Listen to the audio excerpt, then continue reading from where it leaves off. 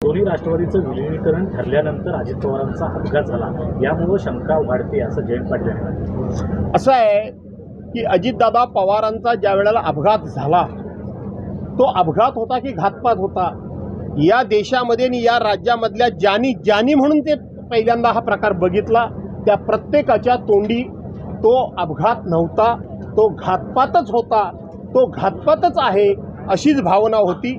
ती भावना या सगळ्यांच्या एकंदरीत आत्ताच्या बोलण्यावरून अधिक त्या ठिकाणी दृढ होते, अधिक भक्कम होते आणि अपघात झाला नव्हे तर घातपात झाला या विषयाला पुष्टी मिळते. मृत्यू जो झालाय त्या विषयावरती कुठल्या बड्या नेत्यांवरती ही सुई फिरते, पण त्यांचं नाव पुढे येण्यासाठी म्हणजे बरेच प्रश्नचिन्ह निर्माण होतात. हे बडा नेता कोण, हा नाव कुणाचा असं म्हणजे सस्पेन्स ठेवण्यात असं आहे की हा विषय अत्यंत गंभीर आहे, हा विषय अत्यंत सेन्सिटिव्ह आहे आणि ह्या विषयामध्ये उथळ स्टेटमेंट करणं काही उचित नाही. परंतु पहिल्या दिवसापासून माझ्या मनामध्ये हा एक विषय होता की पिंपरी चिंचवडमध्ये अजितदादांनी पहिल्यांदा भाषणात सांगितलं की ज्यांनी माझ्यावर भ्रष्टाचाराचा आरोप केला, ज्यांनी मी 70,000 कोटी रुपये खाल्ले म्हणून मला सांगून मला जिणं मुश्किल केलं, आज त्यांच्याच मांडीला मांडी लावून मी सरकारमध्ये सन्मानानं बसतोय.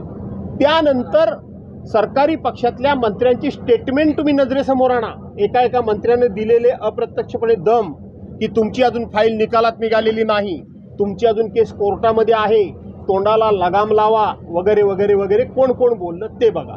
त्याच्यानंतर 15 जानेवारीला अजितदादांनी पुन्हा सांगितलं की माझ्याकडे भारतीय जनता पार्टीच्या फार मोठ्या भ्रष्टाचाराची फाईल आहे आणि आता ती फाईल माझ्याकडे आहे. हे अजितदादाचं स्टेटमेंट. त्यानंतर आत्ता बाहेर पडलं की अजितदादाचा राष्ट्रवादी आणि पवार साहेबांचे राष्ट्रवादी ही एकत्र येत आहेत.